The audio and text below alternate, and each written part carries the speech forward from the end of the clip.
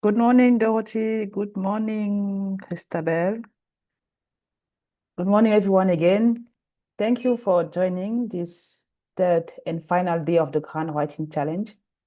Can you first of all confirm that you can hear me clearly? But thumbs up or in the chat. Thank you, Estelle, for confirming. Thank you, Lionel. Okay, so you can hear me clearly. Thank you. Now, I also want to congratulate you because it's not easy to dedicate your time to come and listen to someone for 1 hour and a half, 3 days consecutively while you are working, you are studying. So I want to congratulate you to have taken this challenge with me and to clap. I want you to clap for yourself.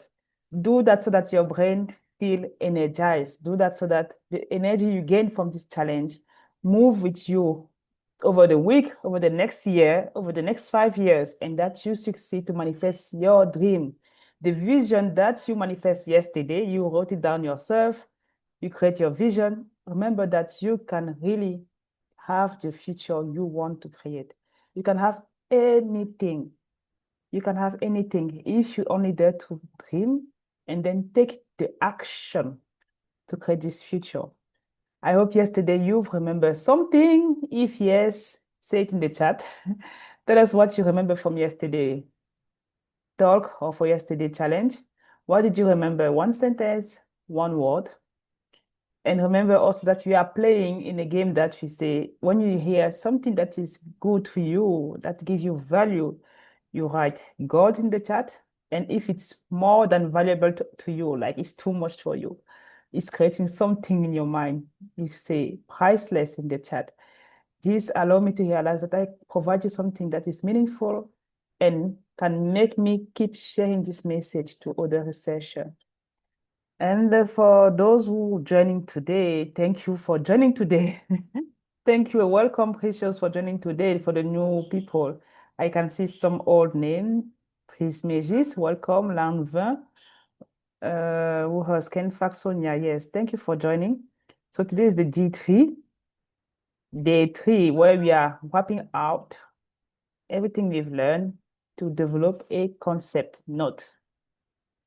So people are saying that, remember, be do have the key of success. Yes, be do have is so important for your whole life, not only for academia. Be do have, if you master this be do have, you know that. Oh, goodbye, Precious. Why goodbye? Is good morning. Is good morning or goodbye? Yes, be do have is what you use to have success in your whole life, not only in academia. If you remember that you cannot focus yourself on having, but rather on who you want to become.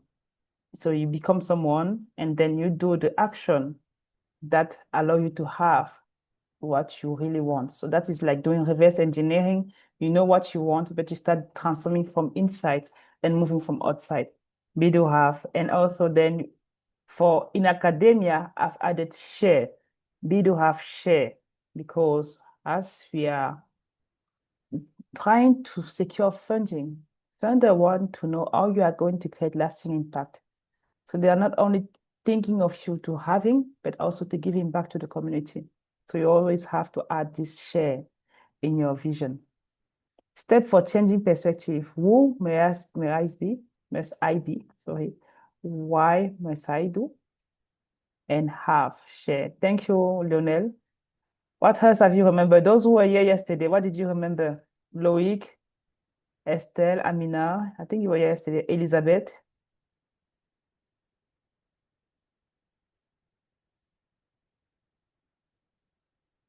What did you remember? Nothing. Everything has been said. No.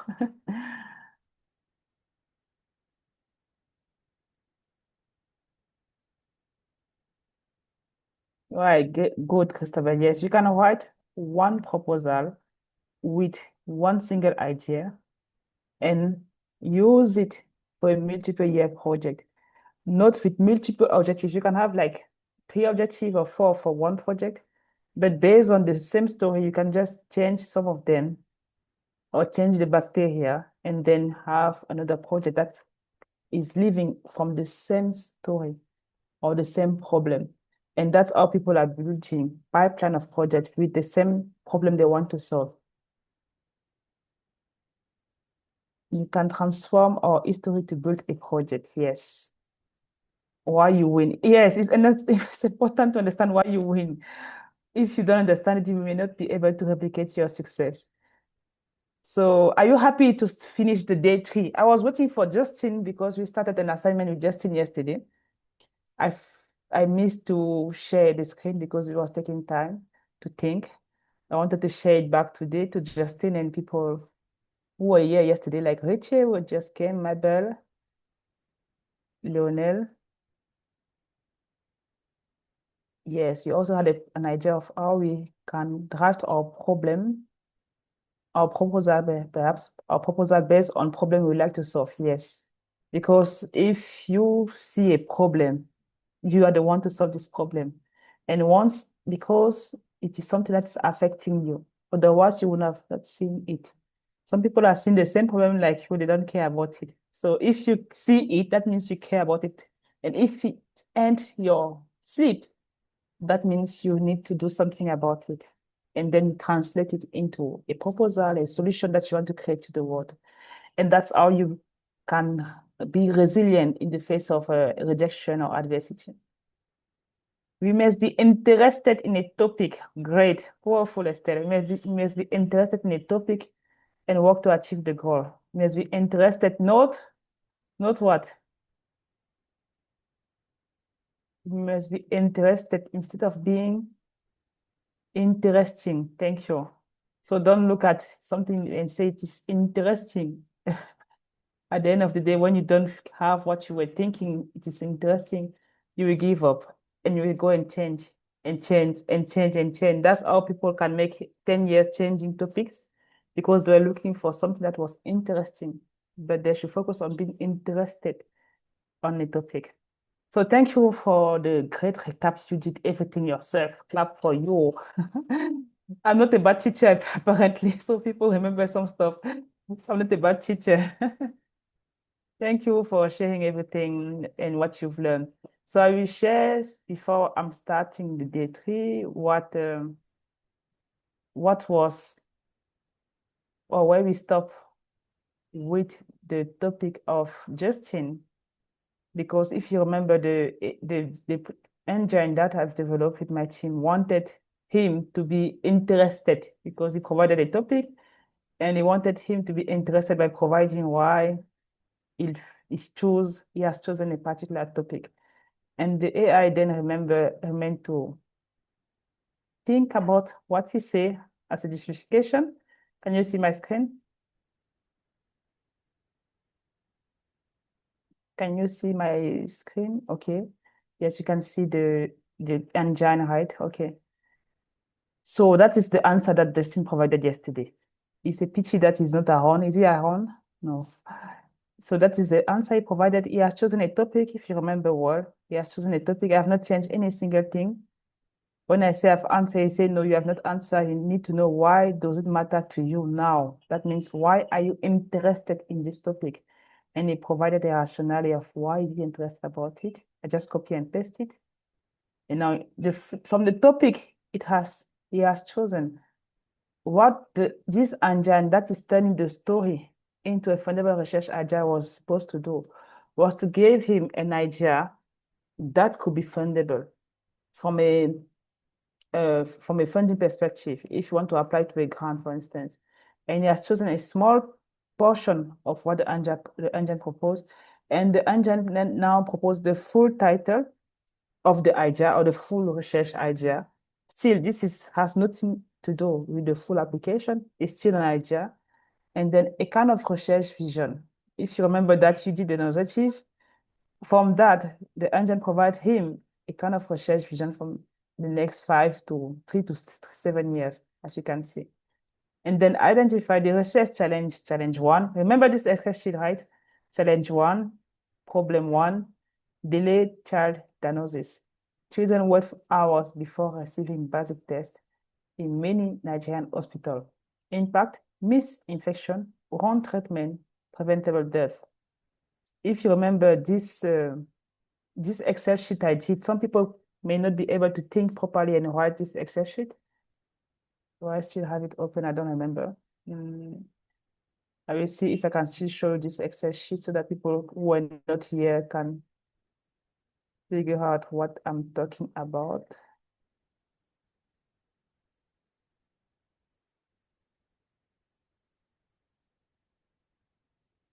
I'm sharing back. Can you see the screen? The Excel sheet now.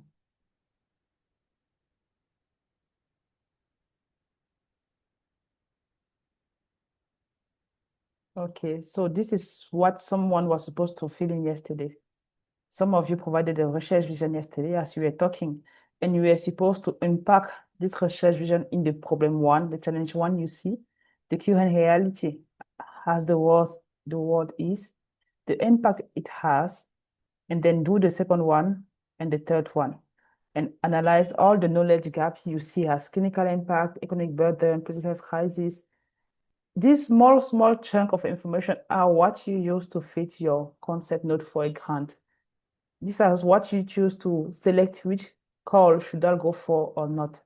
So you don't go to all call you see. You go for a call that allow you to treat or solve one problem you have identified. Can be one or many or two or three. And then you have the outcome and then you have the milestone also. So this is what we were supposed to do yesterday on your own, like writing down all these things. And this is what this AI, this fundable story to idea is trying to do with the information provided by Justin. We did it yesterday in live. Remember that I did nothing. He was telling everything. I was just writing. Now you are going to assess. We are just assessing now what this engine do. And I was saying that some people don't know how to articulate what they think. So that this kind of engine help people to articulate their thinking. So that means to label it, to say it properly with the right word. And they can still tweak some word here if it's not true or if it's false. At least you have a draft that you can work on and save yourself time. And then you can see that they have so many outcomes that they provided. Checkpoint 1, by month 6, raise first hour testing from 0% to 40%, finalize institutional research and review board, and submit a strong 20K pilot application to Child Health or AMR-focused funder. You see, Child Health or AMR-focused funder. You don't go anywhere or maybe finding all funders. You know which funder you're going to target and then trigger next stage support. That's something that you can do, a key step-by-step action that this story to fundable idea engine is providing you. Checkpoint 1, and then you say, this is what you have, and this is your age. You know AMR. He say yesterday that he knows AMR, public health skills, and then you work in APIN clinical network.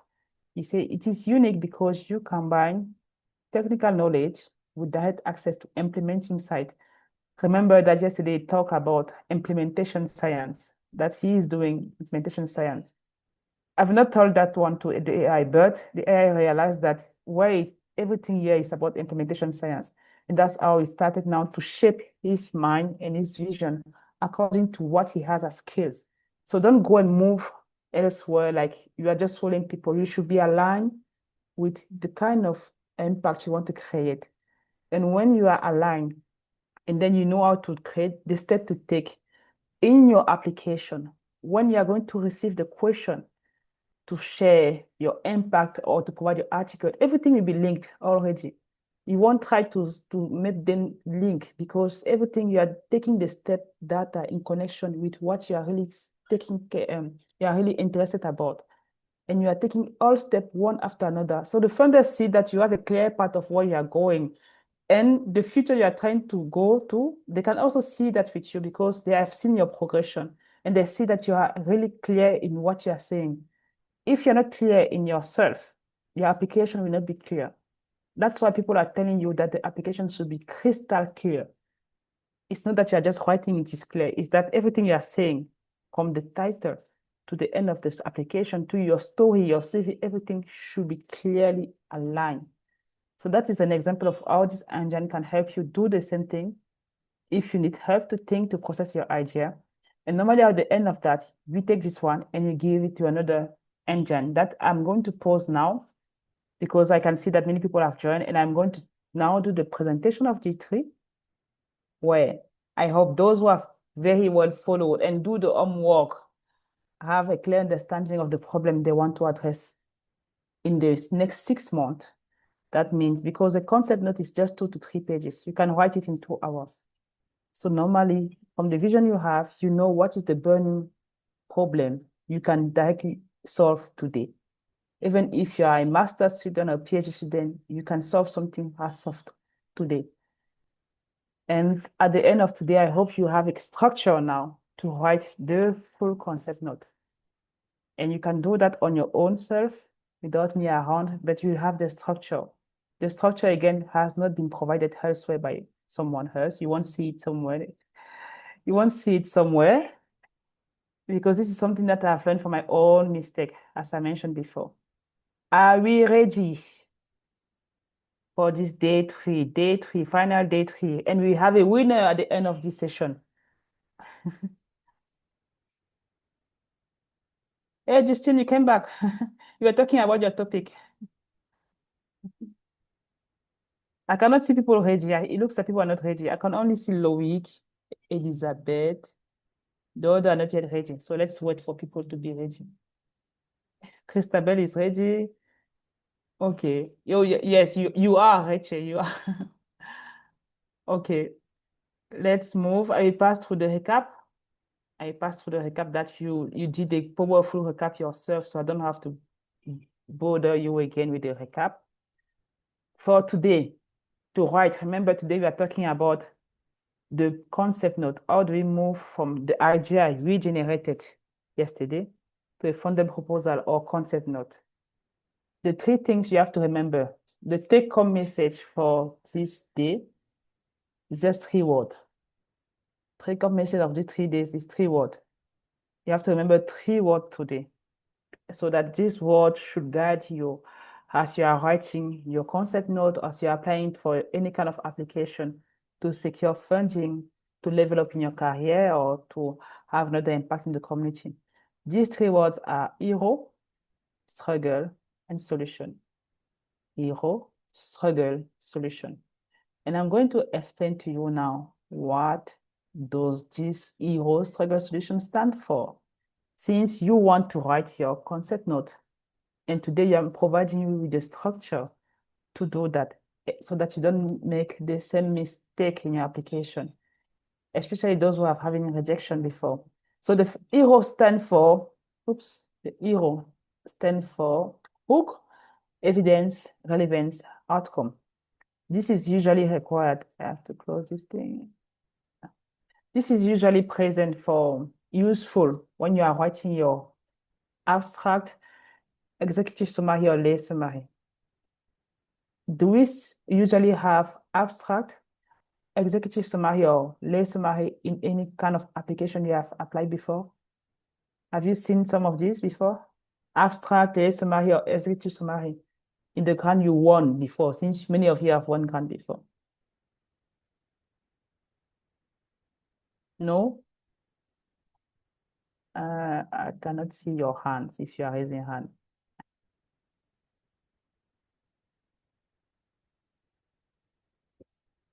Only Lionel said thumbs up. Yeah, okay. Executive summary for some other people. Have you seen something else? Lay summary or abstract? When you are applying to grant, have you ever been in front of this word? Executive summary or abstract or lay summary? Okay, some of you is executive summary. Okay. So when you are writing this executive summary or lay summary or abstract, lay summary means for non-specialist, non-expert. If someone is not from your field, you should be able to understand your topic. So some funder have as requirement to have also lay summary, and then they have executive summary. Some only have abstract. So when I mean by hook is that you should start by a general impact statement, something that is clearly aligned with the key and specific problem you want to solve, and showing why it is a problem or which kind of problem it is. So you have to hook them with something key and so important that they have to stick with you to read the next sentence. We do that in one sentence, maximum 2 sentences. For in the abstract lay summary or executive summary, we do this thing at first. When you start, you should start to hook the reader. You should hook the person who's reviewing you with a general impact statement. When you have hooked them in 1 to 2 sentences, you move to the evidence. That means you provide them with some stats that shows that move them to the gap you are also trying to solve. So you give them stats of what is the problem about and the gaps that you have identified, that you have seen from the literature. We do that again in 1 to 2 sentences, not like 3 or 4, no. We do that in 1 to 2 sentences. And then you have the relevance, which is now the rationale of why you want to do this research and what you are going to solve with your approach, the way of your thinking. You see that it's an inverted funnel or an inverted pyramid. We go from general to more specific. At the end of the day, you have to chase them with the outcome. What will success look like if you succeed, if you succeed with your project? So at the end, you need to show them the better world, the better future they're going to create. Of course, in the scientific terms, of course, with the term of your field, but still they have to see them or see it right at the beginning in the lay summary, so that they understand why they should care about you. Is it clear? This is for all the abstract you're going to write, all the lay summary, executive summary. This is what I do. And all the time I've been doing that. If I miss this general impact statement, I have one of my mentors who will come and say, change this, focus on this. So that means I've chosen, yes, a general impact statement, but sometimes it should not be too broad. It should be really specific on the topic you're talking about. So let's say you're talking about neonatal sepsis, and then you have probably 200 words for this section. You can start by saying neonatal health or by saying health, or maybe you want to say antimicrobial resistance, maybe. But if you are focusing on the large perspective of the world population, you may reduce the strength of your application. It may still be good, but you may reduce the strength of your application.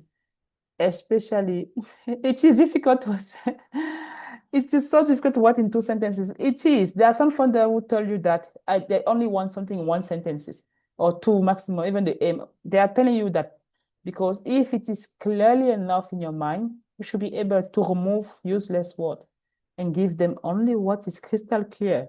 So that's the work you have to do to clarify your mind yourself. Can you explain the outcome? I mean, yes, the outcome means sometimes when you are when you are writing a project, you know what you want to do at the end. Do you want to improve IPC? Do you want to improve antimicrobial stewardship? Do you want to create solutions? Do you want to create tools? Do you want to create, I don't know, there are so many things that you can create. And at the end, when you create this output, the outcome is that you have a better, improved health and improve economy or reduce poverty. This is the outcome. This kind of thing you are going to have based on the output you are creating with your project. I will come back in the next part. Now, from the hero framework, now we move to the struggle. Struggle is, since you have done with your abstract, usually when you are done with your abstract, sometimes it is separated. And then they say project narrative. This is where they trap everyone. They can say project narrative, or they have a way to say, can you explain to us your project? They have a way to say it without saying that they're expecting you to write the project. But what tells you that the project they expect? If they say 1,500 words, 3,000 words, or perhaps 2 pages, this means that this is your project. This is where you have to share everything in your application. And you start again by the background of the general hook. And this is what we do now with the situation. Situation, struggle stands for situation, trends, risk, urgency, or unmet need, gap, goal, Leverage, some people have them, and expected outcome again. So now we are in the project narrative section, and we have to show them, show the reviewer that we know what we want to do, that there is a problem that is yet to be addressed, and that we come with our approach to solve it. And if we solve it, this is what we are going to have at the end of the day in the world. So they have to see it clearly, and your story should be clearly aligned again. So situation, what are we going to see in situation is a statement of the specific problem you want to address and general background. So you need to be specific. Don't go and turn the reviewer in the left and right. And so before coming to the problem, I've seen application where people, they will go far and turn just to say this is the problem. After the sixth sentence, we are tired because some of this time usually is not well written, it's confusing. And then when we reach to your in bracket problem, we can assume that the problem was the one thing you established at first. And when we read with a bad perspective. So you need to be specific with this small sentence. It's 1 to 2 sentences, this situation. And after that, we then have the train. Again, we provide them with key statistics. Burning stat according to what you want to solve as problem. If Lionel said you want to work on low-cost material, I guess you won't tell them that you want to work on low-cost material. You want to talk about the problem this low-cost material is solving. Is it in terms of economy? Is it in terms of security, of safety? I don't know. So you have to provide them with the trends relative to the problem you want to reduce or eliminate with your solution that came after. I hope I took the right exam. And then you have the risk. What will happen if left unaddressed? Usually when you say the story, the solution, the situation, you provide the stat, and then you say, if you don't do this, we have this thing, or data have shown that by 2015, if left unaddressed, we have this prevalence, this burden. People understand that you know what you're talking about. People understand that very well. So you have to turn the story in this way, still this triangle from general to specific. And now you come now with your urgency. Why do we need to address it now? That's where people usually miss this step, because it is so important. When you are writing your problem, yes, you have this situation, trends, risk, then you need to have an urgency. Why do we need to address it now? You have to make it clear in your application that we need to address it now. In a certain way, you have to read papers that provide you words to articulate why it is an urgency now. Usually we have report from World Health Organization if it's a health issue, or United Nations, because this is a global issue and they take all field. So usually you can have this kind of stat from this high level organization. Urgency or unmet need. And now we have the gap, where that you show exactly what is missing.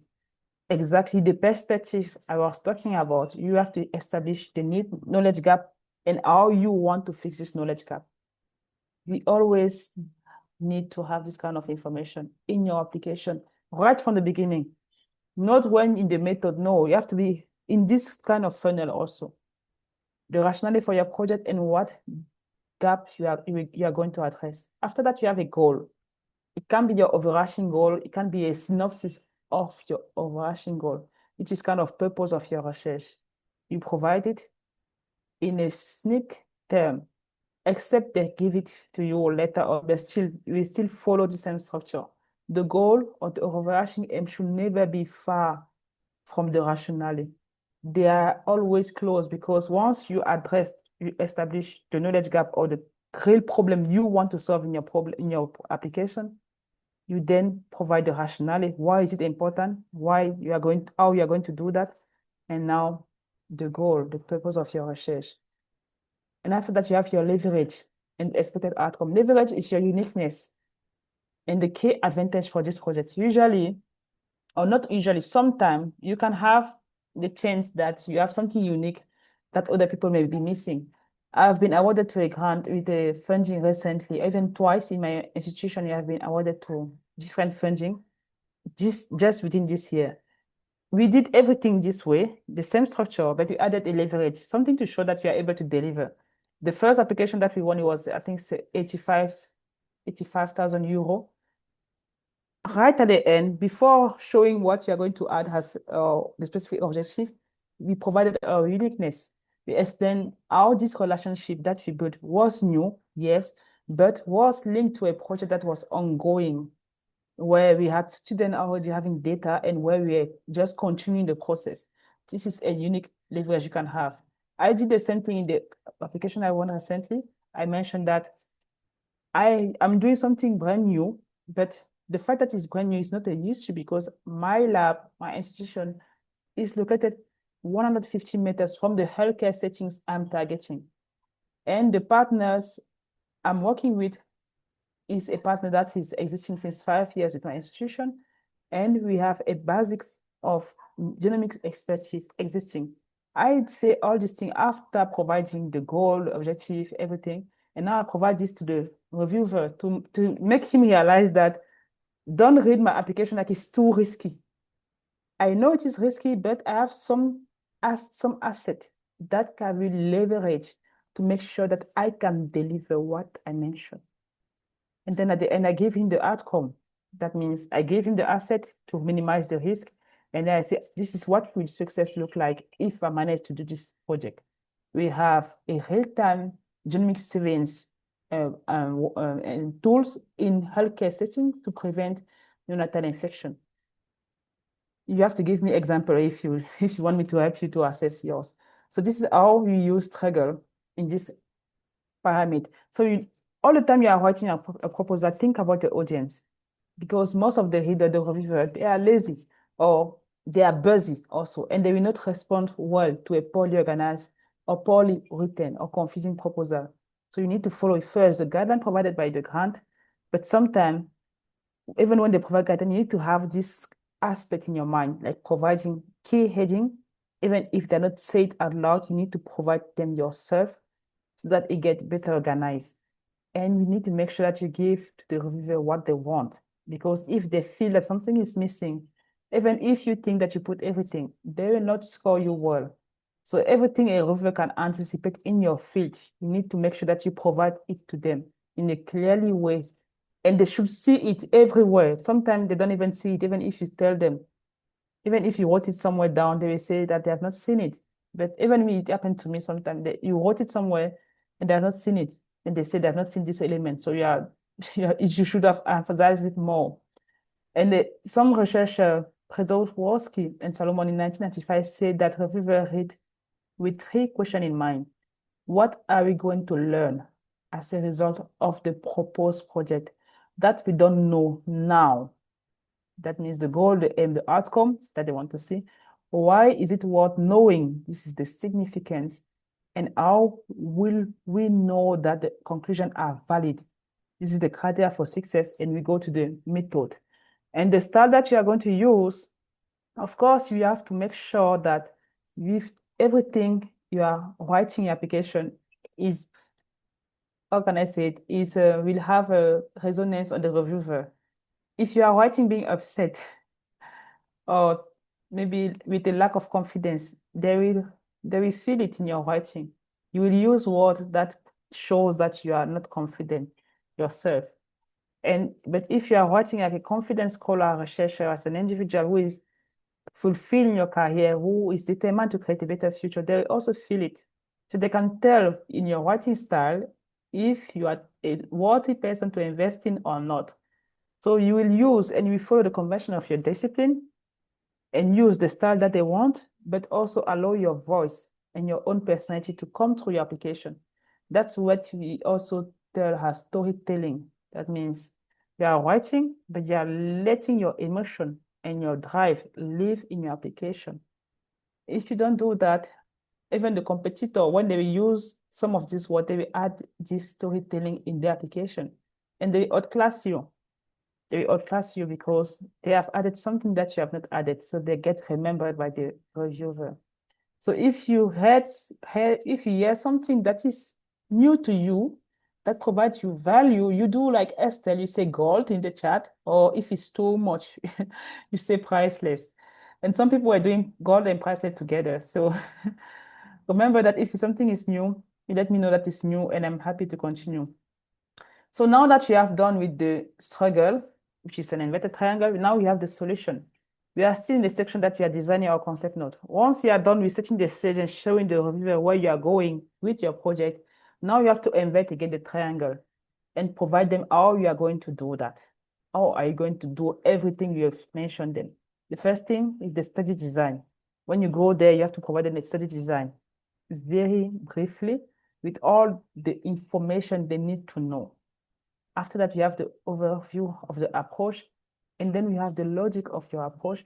And again, we come back with your uniqueness, and then transfer and dissemination plan, impact, output, and navigation plan. Let's move to the solution again. Solution means what you will do, how you will do it, why this method or approach is fundable, appropriate, and innovative, what result it would unlock, and how it scales to the whole world.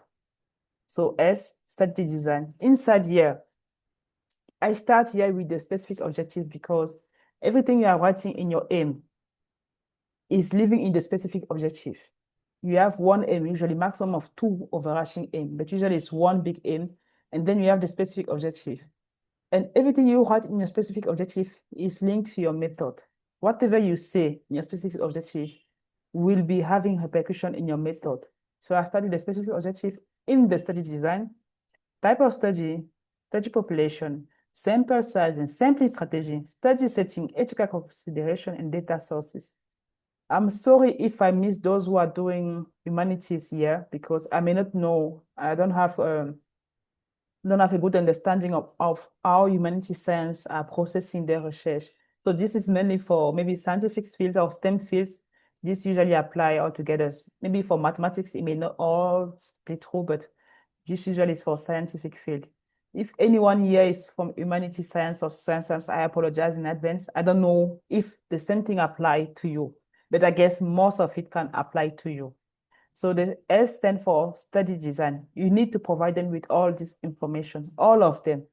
If you miss something, assuming that it is implicitly stated somewhere else, they won't read it as it is, as you think. And then the O, it is the overview of the approach. How you will proceed in a nutshell. You need to provide high-level step of the big approach you want to understand and take, the global orientation of the project, summary of the workflow to answer the big strategic approach you are taking. Because in any project, especially the big one, they want an innovative approach. They are measuring the problem, the impact, the significance, and the boldness. Boldness means innovation. So if it's not bold, if it's not innovative, if it's casual, they may not fund you. And I'm not saying that you have to reinvent something new, reinvent a new wheel. No, I'm saying that something can be new in your context. Something can be existing somewhere else in the world, but be brand new in your context or in your setting. And the way you're going to use it with maybe a mix of your own background will make it new and innovative. So you need to provide how your approach is going to be new or novel to the funder also. And then we have the L, which is the logical rationality of the approach. Of course, even if it's new, you then have to explain why did you choose this approach? Why does it fit your context? Why is it innovative? Why is it appropriate scientifically? And this should be linked between the hypothesis, the objective, the rationality, and all the activities you are going to do. They should understand it. They should understand the scientific justification of your method. Everything in your method should be backed by reference and proof that it can work or that it has already done somewhere. So they need to have evidence of that also, the logical rationality of your approach. And after that, you have your uniqueness. What differentiates your project? What makes it strategic? What is your comparative advantage? You need to have an added value from the field and what funders must pick you. This is your strategic signature. When people see if you will see that there are some researchers out there, they are doing some kind of work and they are known for this work. They are known for something new they are doing, something unique they are doing because they create their signature for their personality as a researcher, and for everything they are doing it with a key strategic signature that make them being cited and recognized for that. You need to have something. You need to have something that differentiates you from others. You need to have something that differentiates you from others. And after that, you have the T, which is the transfer and dissemination plan. If you don't put it, it means that you don't know it. So you need to have, how do you translate your knowledge, or how do you transfer the information you gather from knowledge to action? How do you disseminate the information you gather to others, to the community, or to the key stakeholders? How do you translate it to the policy? And how will you share it? So this is the bridge between your outcome and the broader influence. You realized yesterday, Justin talked about co-creation of solution or intervention. This is a kind of transfer and dissemination plan because he's not trying to develop solution from the back of his end and come to tell to the nurses or the doctor that this is what you have to do. This is what you should do. He will find the problem, find some evidence, and come and work with them to how to create solution. By having co-creation of solution, it's a way of disseminating the information. And that's how you can win grants if you put all this information in an application. And after that, you have the I, which stands for impact, of course. We want to see the immediate, long-term, and scaling potential of your project. It should not stop. The project should not end at the end of the funding, if I can say like this. The project should not end at the end of your funding, first of all. The project could be able to have ripple effect or ripple impact on the community, on the society, on the continent, on the world. So don't think of your project is my project. I'm taking it, I'm doing this and done. I'm finished. No, you should always think about how this can it continue to grow? How can it continue to fulfill the world? You don't do a project that can end at the end of the project. No, it should continue.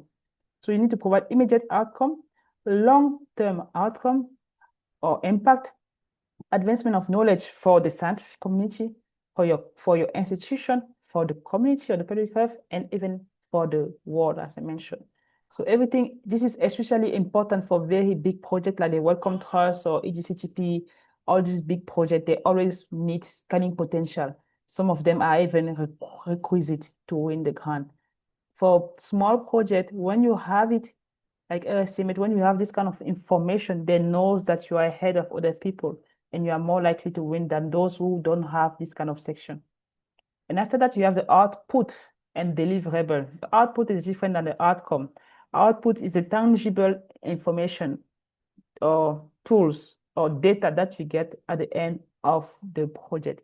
It can be data set, it can be tools, it can be models, it can be publications, it can be protocols or training output or capacity building. So this clarifies what the funder will receive because you will be doing your project.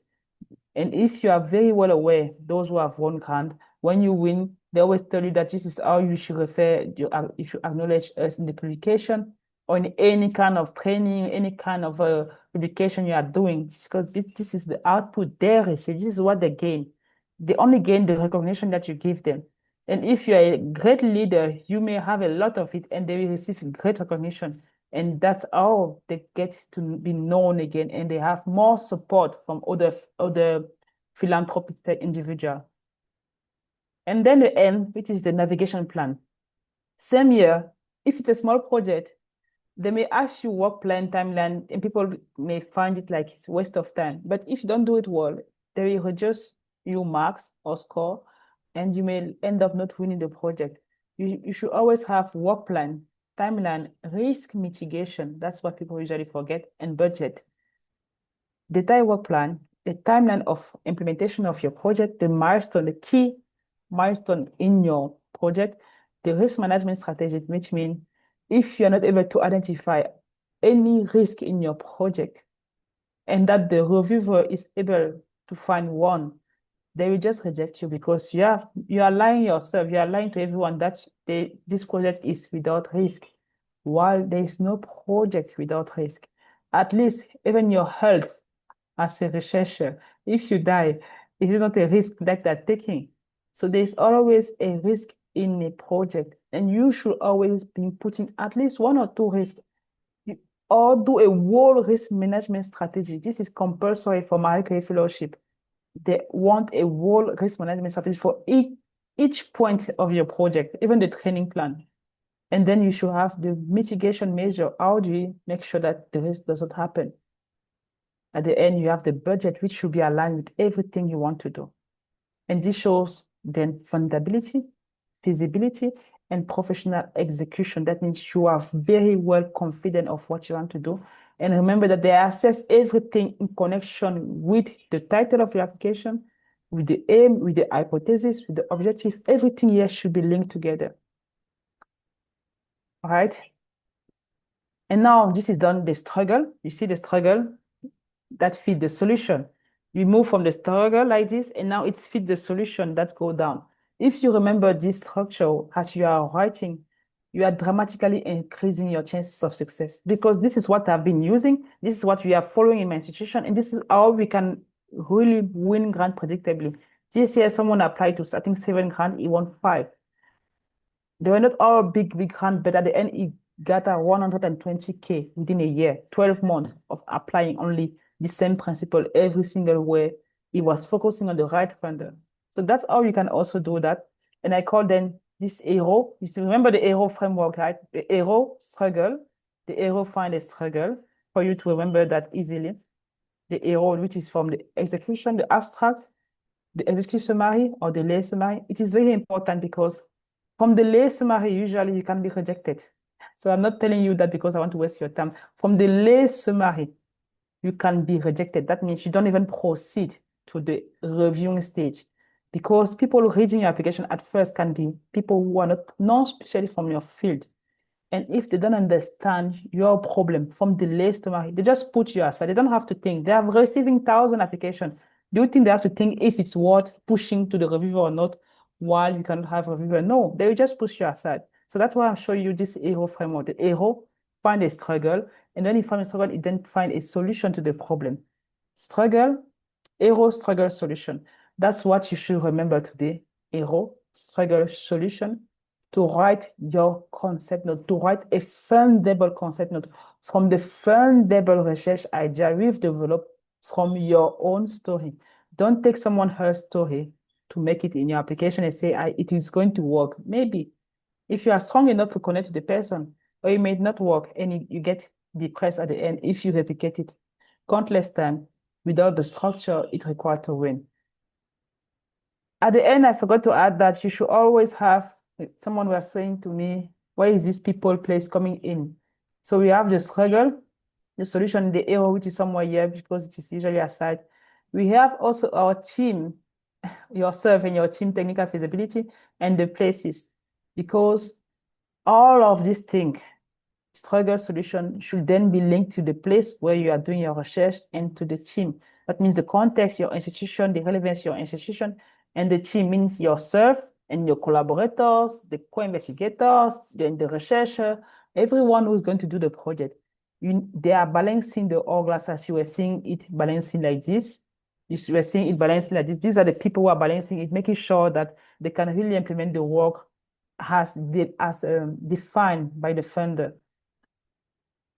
And I call this arrow, struggle solution, HSS fundability model. Have you ever heard about this thing somewhere else?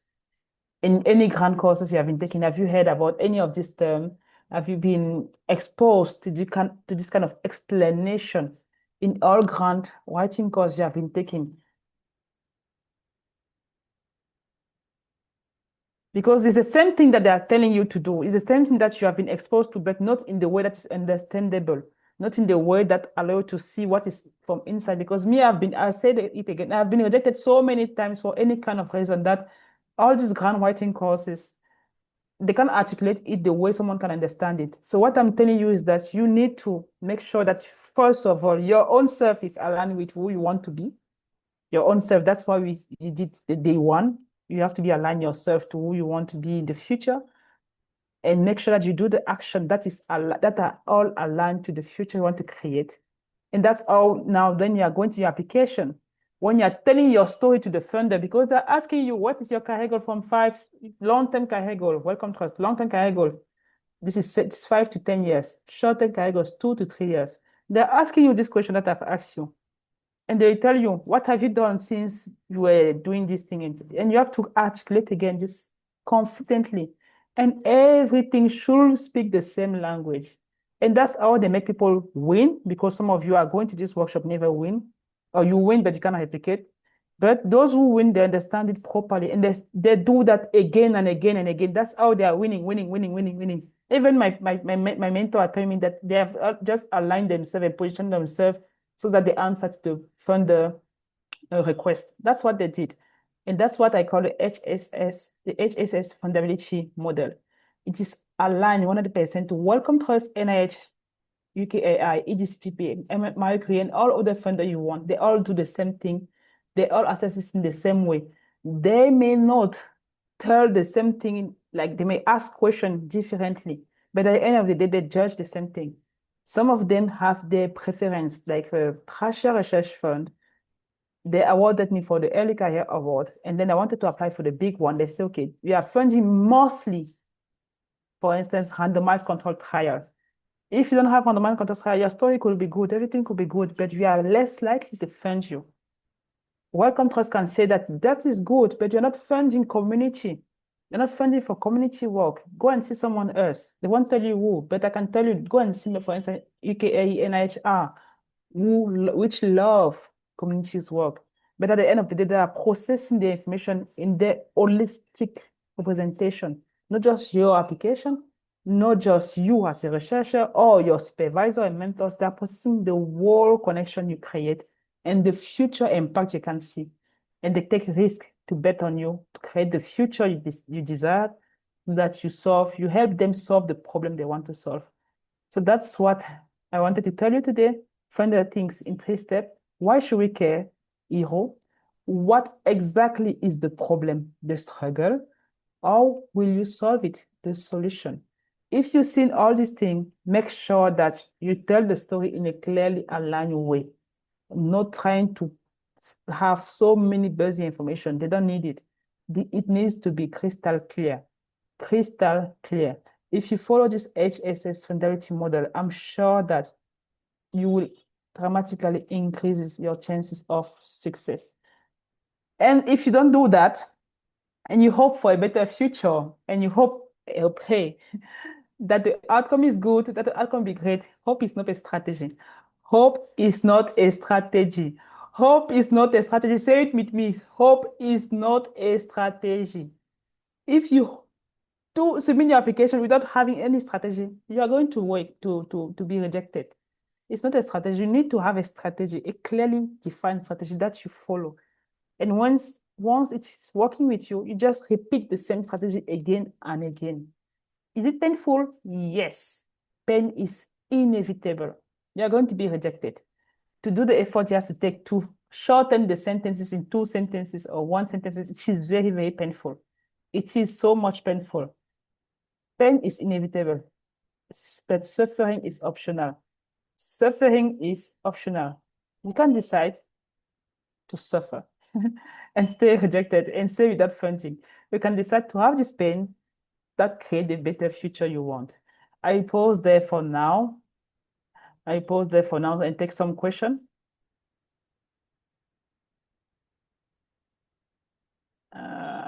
Yes, I will let you open your mic. So those who want to speak, I pause and let you unmute themselves. Yes, hope is not a strategy. Hope is not a strategy. Or can we use the concept note to write the letter of intent? Yes, the letter of intent is a kind of concept note. It's a kind of concept note. The letter of intent is a kind of very, very short, depending on the font, it can be less than 500 words or 300 words to show that you want to participate to a project. Sometimes it's very, very short, but you have to have all the elements that allow them to understand if you are going to be addressing something they care about or not, if it's urgent or not, care about it or not. So you need to have this kind of structure in your mind when you are writing it.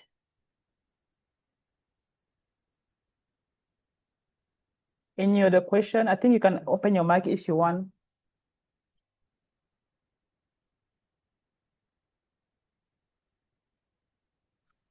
Hello, Precious. It looks like you want to speak. Yeah, thank you so much for this presentation. It's actually priceless. So, my question is, um, I've lost track of question, but is it okay to use, is it okay or compulsory to use diagram to represent your methodology? And then the literature review, how much should you do in the literature, in reviewing literature? Can Do you you understand? I have not well understood your question. Must you Yeah. use diagrams Mm-hmm. to show your methodology? Is it important? Does it show clarity, or is just increasing the proposal page? What? Second, Let's yeah, pause. When you say diagram, is it picture? What do you mean picture? yes, Do you like mean a figure? schematic representation Patient. where you're like, okay, like I want to do something in the lab, Mhm. and I'm trying to show schematically how Yeah. it Yeah. goes, the flow in the Mm-hmm. step. Do you think that's important? Does it add to um, clarity, or it's just making you making your proposal bigger? Mm-hmm. Yes, that's the first question. Yeah, it's a good question. I think every effort you take to increase the quality of your application give you more points. So those who take the time to unpack the method in a visual representation, they want the reviewer to understand what they have written, and they assume that it's not easy to understand from the reading. So they add a figure to make it visually representative to the reviewer. So usually add value to the application. It's not compulsory, but it adds value. Okay. Then the Mhm. second question is your literature. When does the literature, because I'm not sure this hero struggle solution method captured a literature review. Where does your literature come in? How, how, what's the impact? How important is literature review? Should you just mention one or two literatures, or should it be intense? Yeah. Okay, good question. I've not put literature review because I don't think there's a section literature review. I know we use reference, but I've not seen in all applications I'm writing, I've been submitting, I've never seen a section named literature review. So we are writing with background rationale, output, research outcome, and we provide then the literature along it to convince the reviewer that we have evidence that there's a problem, that is how we need to address it, and that we know how to address it. Okay. Do you have any? I mean, you No, can comment on that. You can comment on that I've on what you think. actually written like I think the NRF application, Mm-hmm. it has a session for Okay. literature review. Yeah. Okay. This is for South Africa. Yes, it has a I've never. session for Mm. literature review. Okay. So that means you need to convince them in the same way that I've show it to you. The same way. If they still want to understand what is the problem and what is your approach in a way that they feel near. You have to narrow down the story so that the person understand where you are going. And then they will see the method and understand, okay, this is what you want to solve. This is how you are going to solve it and go back. This is the impact you have in the world. I don't apply to NRF. It's only for South Africans living in South Africa. No? Problem. Thank you very much. Thank you. Thank you for your question. Thank you for your question, Precious. But you can taste the sweetness of honey without having tried a lemon before. What does it mean? What does it mean, L'Envers?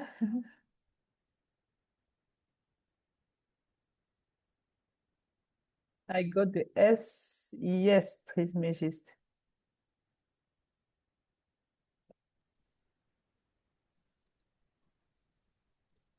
Okay, please can you hear me? Yes. Okay, thank you for sharing all this insightful knowledge with us. It's very priceless. I want you please to expand more in the budget section, because sometimes I feel like before even reviewing your proposal, reviewers are going to look at your budget, and if it's look like it's fancy, they will just reject your proposal. Please, can you expand more on this? I will try. I don't know what you want me to explain specifically because the budget is specifically to each individual and to each proposal. Yes, they can read the application from the budget part and see if it makes sense or not. There are some people writing budget, you know that they're not serious. Someone will write a salary 10K or maybe equipment 12K, maybe 2 or 3 lines. You know a person is not serious. How can you have a budget with 2 or 3 lines only if it's a 20K project or 200K project? So there are some things that are not serious when you read it at first, at glance, they can understand that this person is not serious. But then more specifically, if you have took your time to do it properly, they will unlikely reject you from this first reading. They will understand if you are serious or not. And then they will go and read the application, see if what you have mentioned in your budget is needed from the method. And if yes, they realize that you did everything aligned to what you mentioned. They don't comment too much, except if you made some wrong calculation or, yeah. Okay, please, about the budget, please, can you maybe give us like the normal range for the salary, for the salary of the mentor? What's the right range for the salary for them? No, I don't have this information. It's depend on the funder.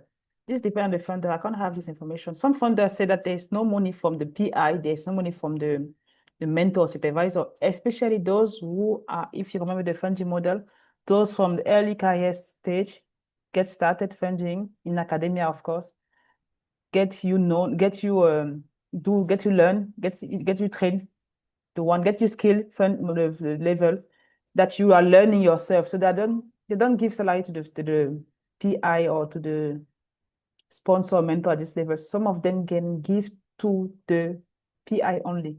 RF give a bit of money to the PI to go and learn because it is overseas. OWSG, which is for women living in Africa, they say there is no money for the PI. You just do your research, you pay the students here, stipend. There's no money for the supervisor. It's only for the research. RSTMH, there's no salary. It's only for the research. Now, Treasure Research Fund, which is in US, say there is a salary for the fund, for the PI only, not for the mentor, not for the supervisor. They say this is the maximum, this is the maximum salary allowed for this call for a PI who is working full-time on this project. Wellcome Trust has its own range, NIHR also, everyone, they always have the requirement. So I don't know I don't know the specific frame that you want me to tell you. Okay, because last time, no, this year I applied for the International ID Society's grant. So there was like I have two problems with my budget. First, I was given there was a section for stipend for community health worker, but there was in my project there was a lot of stipend. So I was afraid that maybe they will say that this is a project to maybe give money to his friend because there was a lot of stipend and snack for activity. Though I don't know how to if there is a conventional way to allow stipend, to allow snack and salary. That is what my question. I understand it. So based on the funder, again, they tell you the specification. Based on the funder in the call, normally they tell you this is the maximum allowed for the stipend. They usually say it. If you feel that it may be the problem they mention, so that means that next time, some people say 20% or 30% for the human resources. Some people. But again, it depends on the funder. That's what I say. Because there are some funding where the PI can have 20%, 50% of the money. So you are going to discuss you need to discuss with the funder when they give you the feedback, if it was because of the budget per se or not. Okay, thank you. Thank you. Someone say, Justin, you said that you missed the OLIT part of the solution. Maybe someone can want to respond to Justin in the chat. And Rachel say, can we have an example of proposal that show you the structure of the statement? I cannot give you the proposal. I can show you just part of my first awarded application. That means 5 years ago. I cannot share my proposal. Yeah, I can only share with you part of my application. Like Ambitieux Africa award, that was the first one I've awarded. If you can see the screen, you see that is 3 pages, right? It's only 3 pages. The budget is an introduction to the budget. They mentioned that you have to write something here, and then you refer to the sheet they gave you. You have the timeline, the milestone, you have the deliverable, we have a strategy design and analyze workflow. You have the methodology, which is the overview of the approach. We have the specific objective, the hypothesis. The objective is somewhere here. And you can see only the beginning here. The summary is outside of these 3 pages, because the 3 pages you upload this to the funder, and then they have another section for lay summary. They want to know something about your application, yet there's something else, somewhere else. And then you can see the element that I was mentioning in the project. You say the settings, right? The situation. I start by something that is specific to my problem. And if you see the title, Molecular Epidemiology and Population Genomics of Streptococcus agalactiae, isolate from the microbiome of pregnant women and neonates.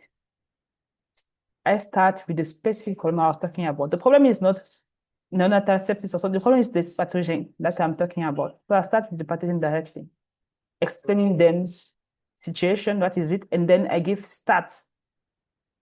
It emerged as principal causative agent of neonatal sepsis in 1960. We're in 2020, I think we're in 2020. So since then, it was still present. And now I say maternal vaginal carriage has been associated as the foremost risk factors for neonatal group-based infections worldwide, with rate ranging from 12 to 36%. Right, and then I continue with GBS usually colonized asymptomatically the gastrointestinal vaginal microbiome of women. It is responsible of serious life-threatening consequences such as risk of such complication, especially early onset complication, has been noticeably diminished by. Nevertheless, this is my gap I'm putting now. Nevertheless, level of GBS carriage remain high, with a prevalence observed in pregnant women in the United States, especially in women, while 90% was reported in Africa, with prevalence in my country. You see how I moved from something that was big to down, right? This is the risk, right? Struggle, urgency, risk. This is it. This is what I was doing. And then you say, hence, this is now where I present my goal, the rationale, and everything. I go down, down, down, until I give them the aim of my application. This was my first project that I had a yes, it was I think 20K pound. And then I go back to the hypothesis. This is how I did it at first, and then objective, without knowing that it was a methodology I was using. But that's the same methodology I've been using since then. And that's the same methodology I have seen in the grant of my mentors who share their application with me. I had grant from Wellcome Trust, from NHR, for NIH. They all follow the same structure. And that's why I realized that there's a methodology. Then I've started upgrading my application from what I was doing here to what I'm doing now. I can show you, you're not going to read it because this is my new algorithm being awarded, where I've added the leverage I was mentioning. Yes, Lionel. While I'm looking for my computer. Yes, you have the floor. Hi, thank you for your presentation. And my question is not related to what you're Okay. just saying. Okay, I'm good. sorry to It's jump fine. to another topic. So yes, I had an issue like recently when I was writing a proposal where they asked me about proposed output and impact, and somewhere they also mentioned outcomes. So I wanted to know, I mean, to have your understanding of the difference between these words, like outputs, outcome, or impact. Are there like, can they be used like interchangeably? Like are they synonym in some situation, or because I was a bit confused to like, yeah, about like what is the clear difference between them? Okay, that's a good question. I think we all confuse this thing all the time. Out, output is something that is tangible, that you can touch. If I can say that. Output is something that is tangible that you have at the end of your project, in touch or receive, like publication or data set or training material curriculum that you have developed. This is an output. Now the outcome is what you create as change immediately as part of your project. It's closely linked to the impact, but the impact is somewhere longer than the outcome. The outcome is something that is immediate.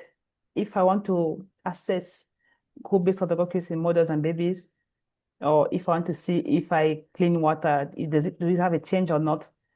If my hypothesis is to know, do we have a change when I add maybe filter in the community?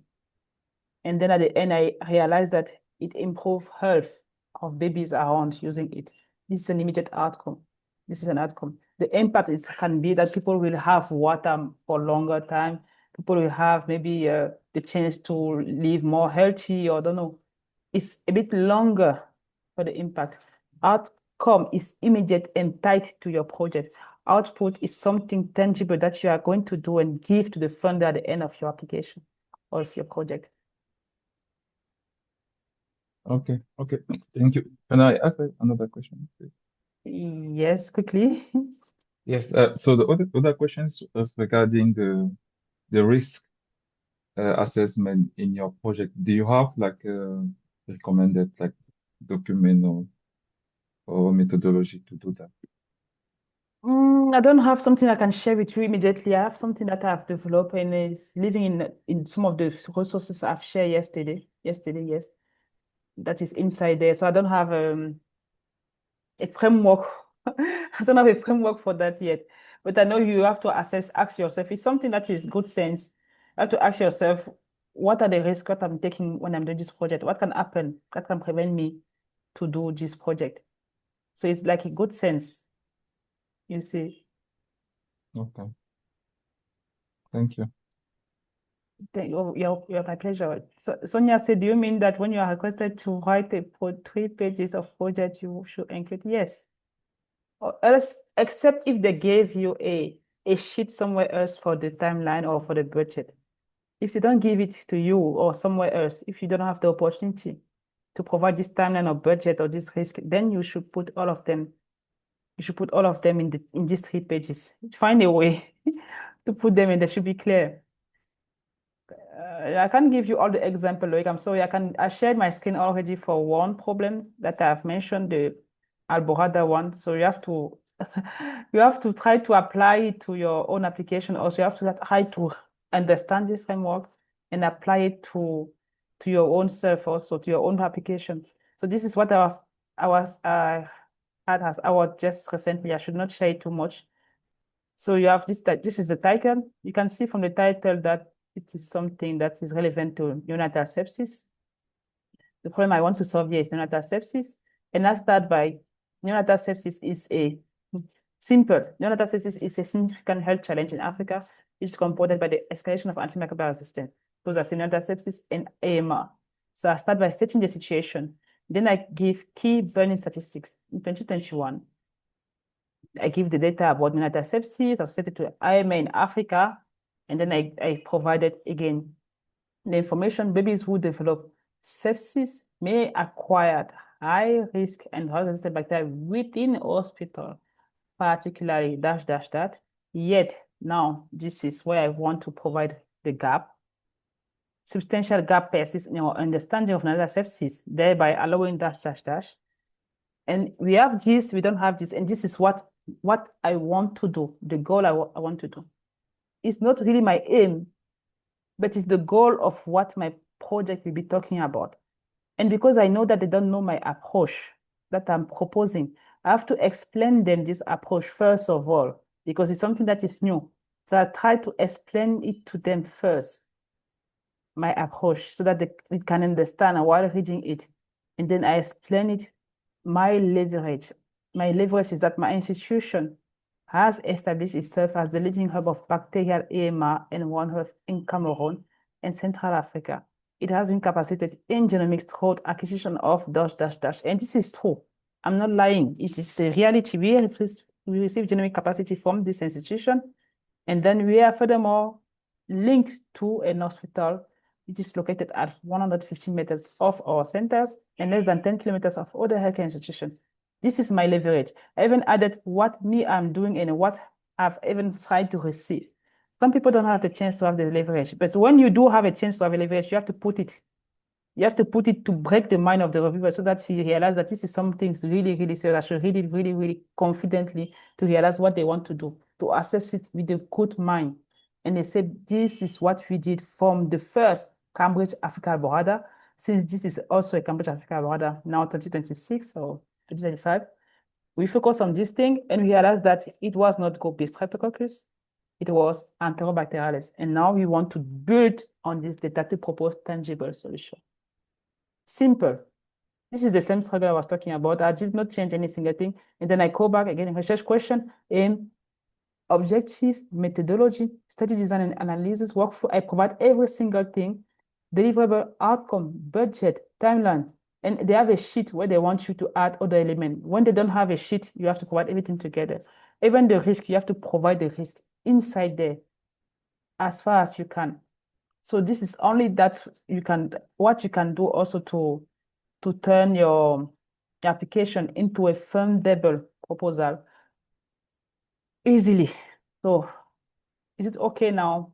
And was it Richie will provide the question?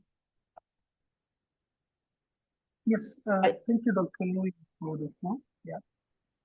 Can I speak? Yes, please. Okay. Yeah, thank you for sharing this concept note with us. My question is about the applicant section. I can see that you are the one eyeing for the grant, but apart from you, I can see Welcome Connecting, like Trust and many other institutions. Like for me, in the applicant section, I expected to see names of people. Would you please emphasize a little bit on the applicant section? Because it's a bit confusing. Name of what? I didn't hear the name of. Yeah, apart from your name, I saw name of like institutions, maybe institutions where you are affiliated to. Like I expected to see maybe your own name or maybe the name of your colleagues with whom you are working. But I see that apart from your name, I see the names of like institutions. Like, can you please explain that? Yes, thank you for your question. As I mentioned, everything depends on the funder. Everything depends on the funder. If the funder say we need one African collaborator, one UK partners, that's all we need. That's what we do. So if they ask us, or if the person who is my institution is not specifically working on my topic, I won't put the name of the person. It will reduce my chance. So don't put the name of people for the sake of putting the name of people. Some people can do that. Me, I don't do that. If I put the name of someone for my project, like Welcome Trust, I have collaborators, I have sponsors, mentors, people from my institution, people from my country. It's because it has been requested, and it's because I've seen that they can provide value. So I never put name of people who don't work. So maybe people do that. Me, I don't do that. So that's why you don't see the name of someone who may reduce my chance or who may have the title without doing the work. I don't know if it was the sense of your question. No, Was it? thank you. Maybe I'm going to speak in French. I don't know if you are going to understand what I'm going to say in French. En fait, merci docteur. Ce que je disais, c'est que dans la partie applicant, je m'attendais à ce qu'il y ait, c'est-à-dire votre nom à vous seul, en tant que voilà candidate. Mais à la place du candidat, je vois aussi les noms des institutions. est-ce que c'est le projet, c'est-à-dire le grant ou le funder qui vous a demandé de, voilà, à part vous l'applicant, il faudrait qu'il y ait les noms des institutions qui vous accompagnent, ou c'est, voilà, c'est standard, ou c'est nous, peu importe, c'est-à-dire s'il y a un grant quelque part et qu'on veut aller postuler, est-ce que nous aussi, on doit citer les noms des institutions qui sont derrière nous, un peu comme, voilà, vous l'avez fait. Yes, I understand your question. That's what I said, that everything depends on the funder. If the funder, Ah, ok. allow me to say it in English so that people can understand. If the funder wants you to have a UK partners, like for the Cambridge Africa Borada, they don't only require a UK partner, they require a partner from University of Cambridge and related institution. So you cannot win that one without having this partner. So that's why you see the name inside the application, because they have to be in the application. Do you understand? Ah, ok. That's Now I that's got it. Thank you okay. very For much. some other funding, they may say just one PI, or they may say PI and sponsor or mentors, but you have to read properly what the funder say. If you apply without complying to the requirement of the funder, you are rejected without being reviewed also. So I have to share my screen again to go back to this GPT engine for those who are still with us and who want to. I know some people are here to see if they have won the one-on-one mentoring. We want to win again. So Justin, this is what the engine did at the beginning, where you were not there. It did that yesterday. From the information you provided, fundable research idea framework, this is what was provided. And then we take normally this one and we give it to another GPT. That helps you now to assess. Let me stop my screen and share it back. That helps you now to assess, to turn this idea into a proposal. I'm not saying again that you are going to take everything given by the fundable proposal engine to put it, copy and paste it in your application. You're going to be rejected.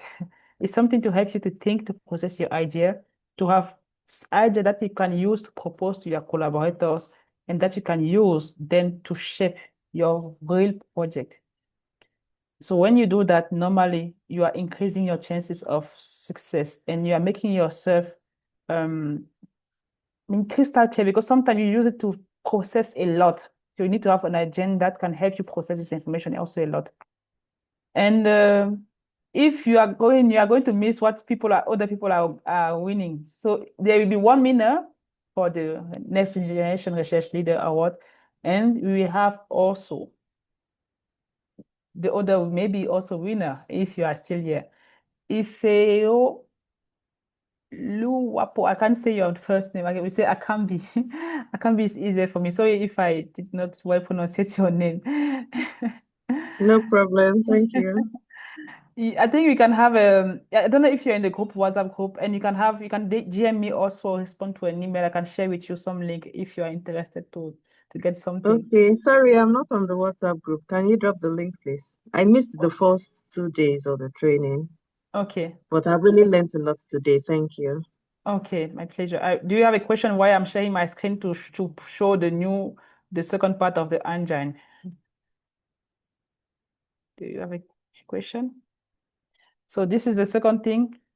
If you are still with me, this is the second engine, which is now the fundable proposal engine. We have one part that was the story to idea engine, right?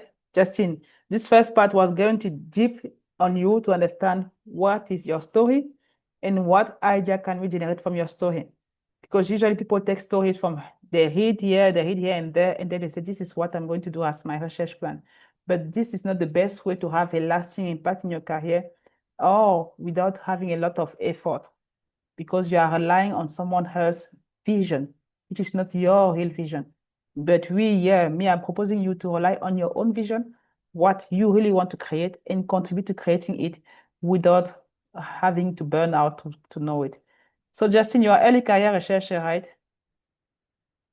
Yeah. Okay, let me put it. And then two, you say we have one RSTMH, Yeah. right?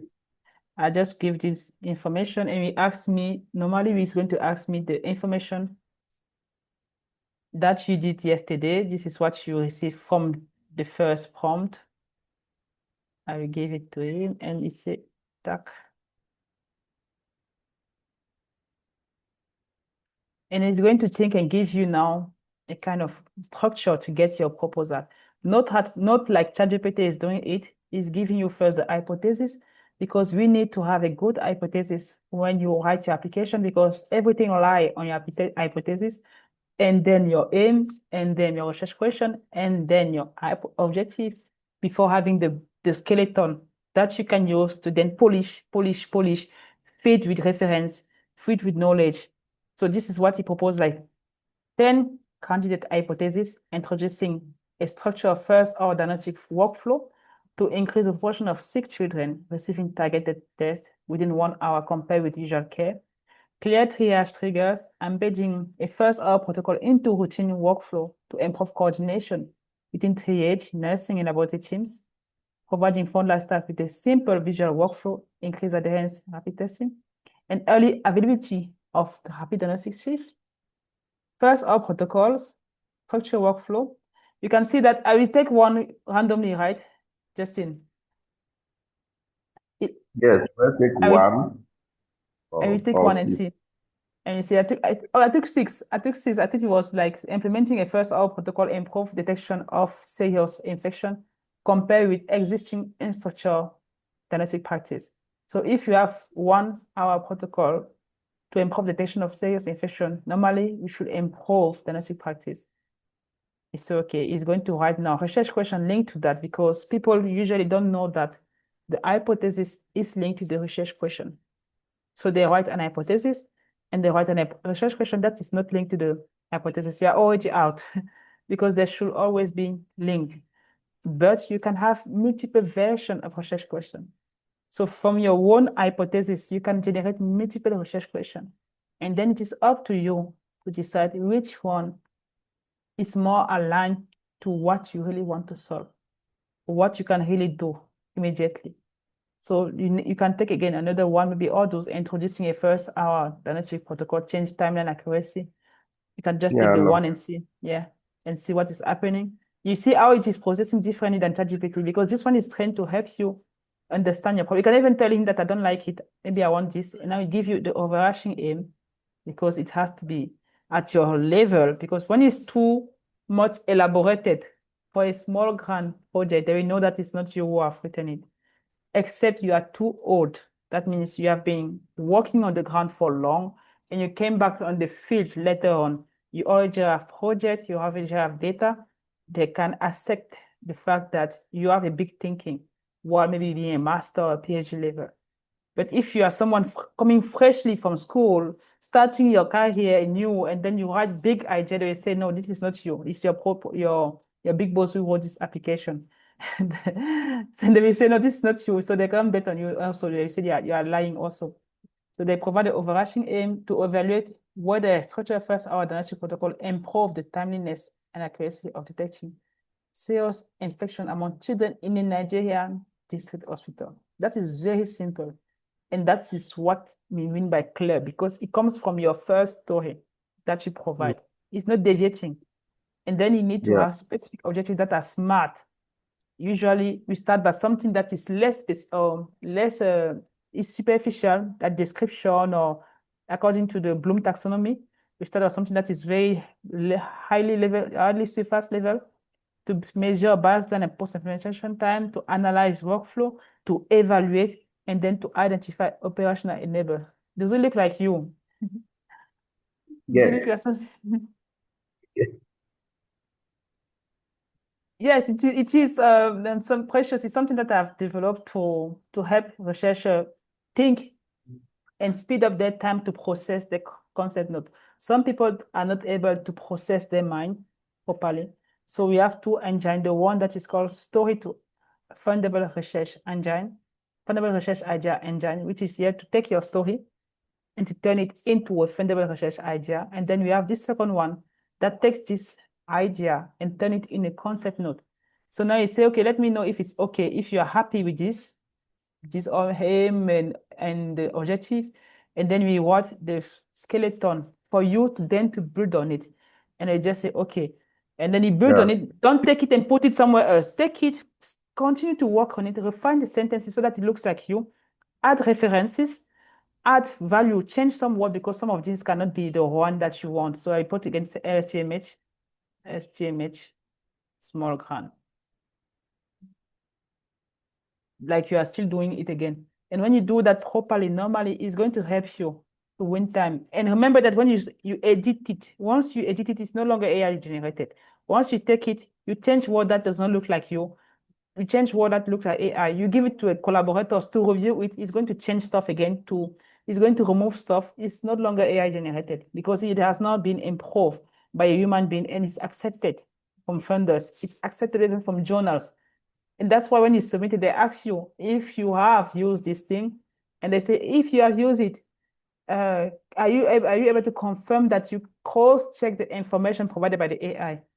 They're not sure is prohibited. They don't say it because people are using it. And if you don't use it, you're going to spend days and nights to find an idea that is sleeping in the back of your hand. And while AI could help you think properly, I use it a lot to think, not to write per se, because I have a kind of writing style that's very emotional.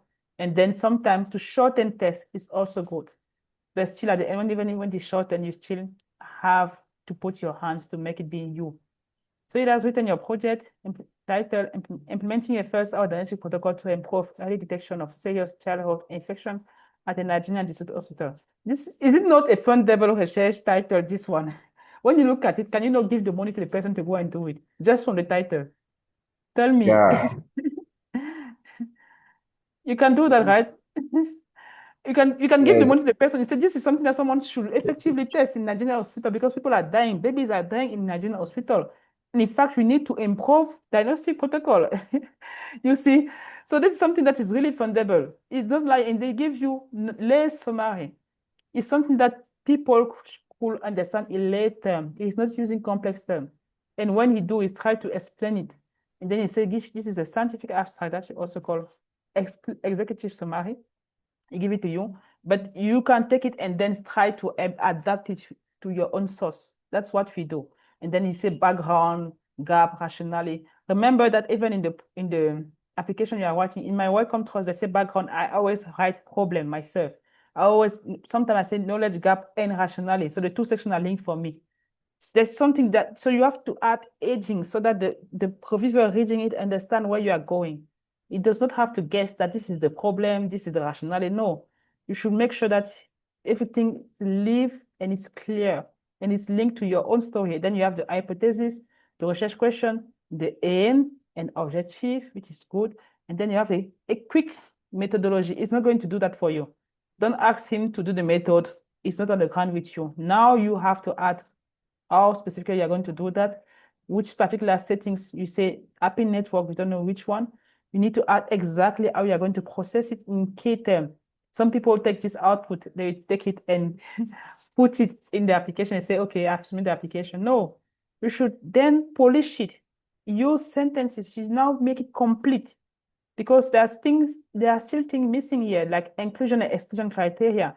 I don't know if he's going to provide it, it's still missing. You know now that this section is missing, but it gave you some basis and to build on it.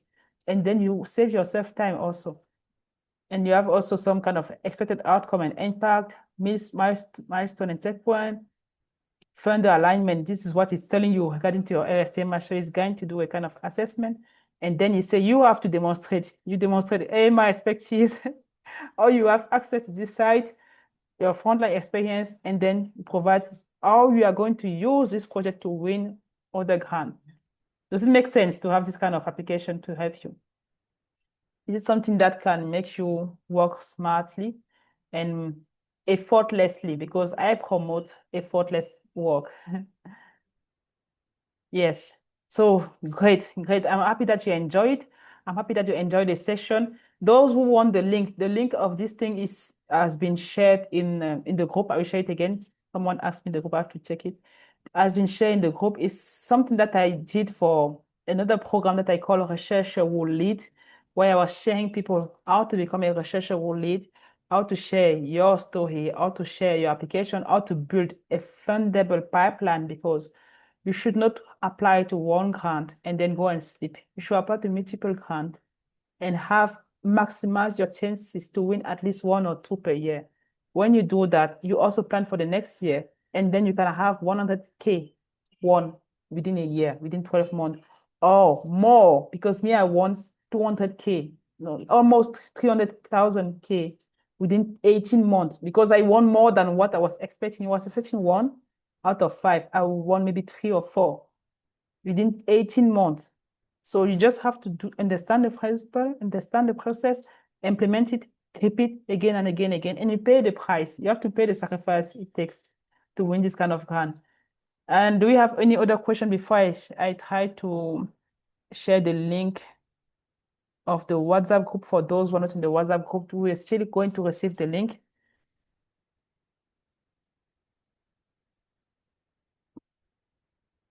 I can see some question in the chat. This is a long question. So I wanted to say that also I'm going to reveal the name of the winner. Who do you think is going to deserve this prize yourself? Let me know. Who do you think deserves this prize? Who do you think deserves this 3 months of coaching? Who say me? How come? You are serious? So everyone deserves this prize, right? You all deserve this prize, right? You committed yourself, you came, you attended, you did everything. You share, you provided your emoji, your post, your thumbs up, your tool, everything to be here. So yes, you are all the winner of this prize. Be proud of yourself. You are all the next generation leader. I want you to clap for you. You should be proud of you, because not everyone is taking the step it takes to become a leader. Not everyone. This challenge was not only for you to do grant writing. Remember that it was to transform your career. It was to transform your career and achieve excellence. I want you to achieve excellence. I want you to become the best version of yourself. And if you take action, courage to come and attend to this kind of event, that means you are already becoming this person. Remember the be. You need to be, and then you do the action to have the reward you want. Who is laughing? You are all the winner. Am I lying? You are all the winner of this event. You are all the winner of this event. Now I know that you all want my time. That's why I don't want to give only one winner. Then I know you all want my time. Now, what I can do is that the next generation leader mentorship I want to launch is starting in January. And it's starting in January with only committed individual. I only take 5 individuals to do this program with me. So I will let you the kickoff of the date of this is next Sunday. For those who want again to participate to this program to transform their career, that means having one-on-one, no, group coaching this time, not one-on-one. It's going to be group coaching. You could register to do this group coaching for 3 months, making sure that you have your application being reviewed according to the principle we've discussed, everything put together. I'm launching it next at the end of the month, 30th of November. People should register and save their place, because I'm only taking 5 persons, remember, only 5 persons. So if someone is someone who was there the whole day saying me that I should give a winner. One of my collaborators who has been here following every single thing, he said that there is a winner. I should not give it like this. He said it's Lionel. There are 2 Lionel, right? He said, is it still here? Lionel Chadje Nubisie. So he has been assessing everyone. He said, this is Lionel Chadje Nubisie, who should be the winner. Are we all okay that Lionel is the winner? Are we? So if Lionel is the winner, can we clap for winner from Lionel? People are not happy, or O'Neill, they are not happy, but it's true. He has been here every day at time. He has contributed a lot. You know, he has been, and I think he has also the great potential to be a leader, and he is a leader, right? For the program I was talking about, if I come to that, Lionel, this one is free for you. It's offered for you. It's offered. It was 3,500 value, because yes, my time is precious. According to the World Health Organization, my time is 500 € per hour. So when I go to World Health Organization for 3 days, they pay me 3,000 €. 3 days, not 3 months. That is 3 months. So that's 3 months. That's a lot of my time. 3 months. It's a lot. So I don't have a lot of time. So for Lionel, this one is going to be offered for everyone. Instead of 3,005 euros, you have a special price for that. A special price that is going to last only for 10 days, from the 30th of November to the 10th of December. After that, the price will go back to the normal. If you want to join this program in January, you have to invest. You have to invest more of what you are going to provide you.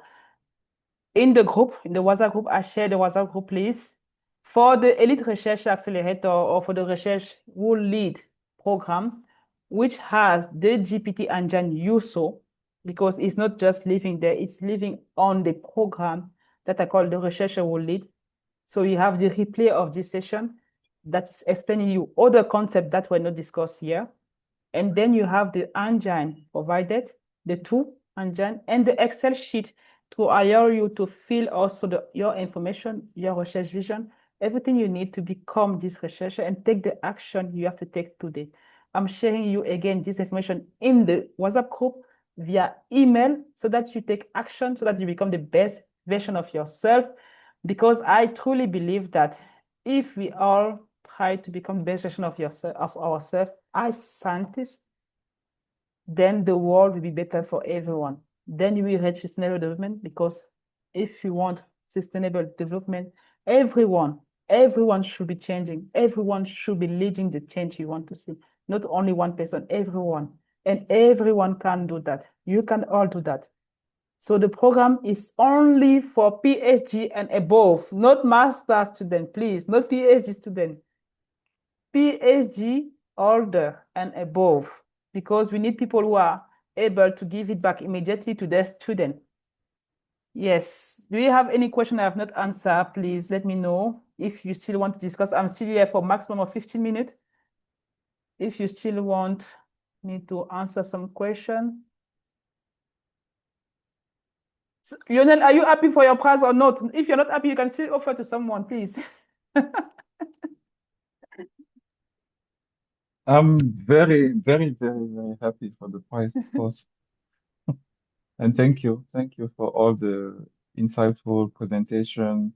I've learned a lot, and I think you managed to blend like the writing, coaching, and also like being like a motivational speaker. I think was very helpful to blend those two aspects in this webinar. So thank you very much. Thank you, Lionel. So I'm sorry for the others. Lionel doesn't want to offer his price. So he does not want to offer you this price. His price is that he has received the coaching I'm going to do next year for free.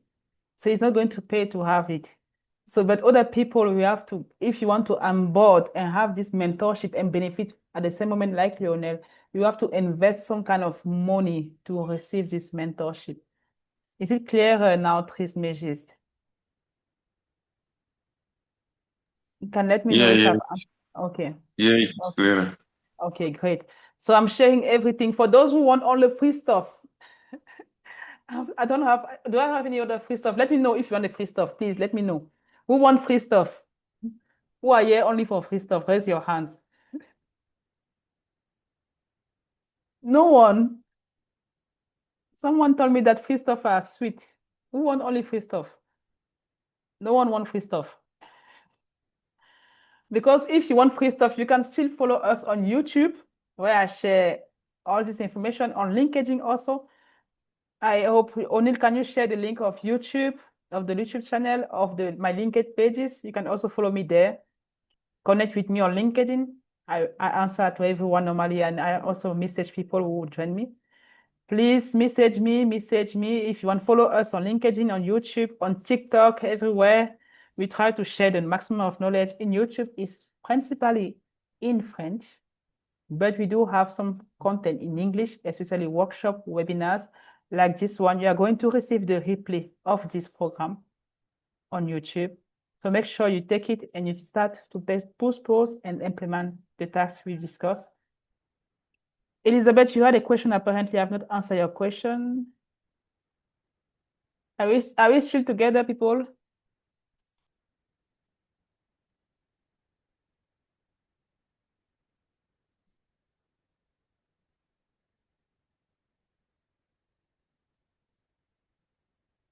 Elizabeth, can you DM me this question since it's a bit long? It may take time of people to answer it. So I hope it's okay. I want free and pay stuff. Yes, to have access to the engine, please, I'm going to share with you the Recherche Will Lead program. This is where you have the link to the engine inside. If you take it, you will receive the link to the two engine into the Excel sheet to clarify your vision, everything. Someone who want to pay one, just connect me directly, just DM me by email, LinkedIn, everything, and we can discuss further. I can be. If you want to discuss with me, just DM me directly by LinkedIn, by WhatsApp. Yeah. And I will share everything also by email, everything that we discussed today, except the next generation research leader registration fee or registration page that is coming on Sunday. You will have other information like the Recherche wallet, which has the GPT engine, the Recherche reset. Those who want to clarify their mindset are lost because they don't know what to do in their life. You can still have access to it. It's self-paced. And even the Elite Research Accelerator for younger one now, the PhD student or master who need to know how to write an article, not even proposal. There are some people who need to know how to write article, good article, and publish without paying. If you're in Africa, publish without paying, publish without fees in this Elite Research Accelerator. If you are interested, let me know, and we are going to share it with you also, so that you can really kickstart your career in good mode, because most of these funders, they want to see good papers, not in impact factor 20, but at least in good journals. That means which has a good of impact factor, like 2 or 3 or 4 that you've published as principal investigator. And that's how you start moving now. I will share all links in the WhatsApp group. So O'Neill is saying that he's sharing everything in the WhatsApp group. If you're in the WhatsApp group, please make sure that you're in the WhatsApp group before we close the Zoom today. Make sure that you're in the WhatsApp group, please. Make sure that you're in the WhatsApp group before we share the link today. Do you have anything further to say before I close the meeting? Anyone want to say something else? Anyone want to say something else? Thank you, Bisan. Make sure that you're in the WhatsApp group before going, please. Thank you for joining. Thank you for your time. Thank you. I'm very grateful for your time. And let me know how we can make sure that we keep progressing together, because we are all on this together. I don't think someone can progress alone. We progress all together. So make sure that you share your story with us. If you enjoy it, also share with us online, on LinkedIn or via email. This helps us to make sure that the next time people come and join and get more value. Thank you and take care, everyone. Take care. Take care. Bye-bye.